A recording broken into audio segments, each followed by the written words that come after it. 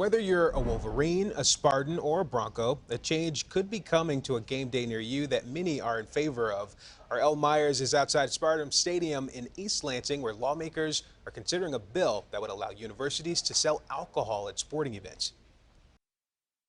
Lawmakers in the Capitol are considering a new bill. In fact, just this week, the Senate passed with flying colors new legislation that would allow universities across the state to sell alcohol at sporting events.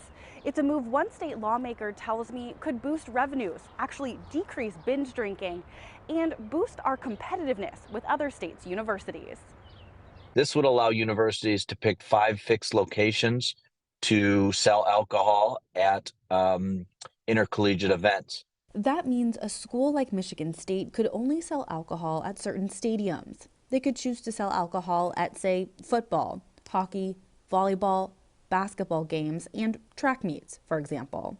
We wrote it sort of narrow, so it's intercollegiate events, it's 5 fixed locations, and they still have to get approval on those locations. But it would allow beer, it would allow mixed drinks, whiskey, wine, and really any other kind of spirit. Filler tells me universities would need to come up with their own protocols to prevent over-serving or serving to minors. Whether it's wristbands, of course, they have to take IDs, whether it's stopping sales in the third quarter of, say, a football game. But even with safeguards in place, Sue Strong with the Michigan chapter of Moms Against Drunk Driving tells me it's safer to simply not allow alcohol sales at sporting events. I have a friend that's older, 21 legal age. Well, here, I'll buy you a drink.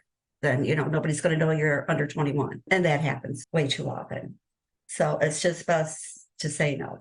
In response, Filler tells me other Big Ten schools that already serve alcohol have noticed a significant drop in binge drinking in the lead up to games. So right now in the Big Ten, it's a great example. I think 11 out of the 14 schools or 10 out of the 14 schools allow alcohol sales. And from what we've heard and from the communication we've had with these other schools is they've all seen less binge drinking and less safety incidents. Now, Michigan State tells me they are in support of this bill, but they still have a few steps to go through even if it passes the legislature before you can crack a cold one and cheer on the Spartans this fall, like changing school policy and an application process with the State Liquor Commission.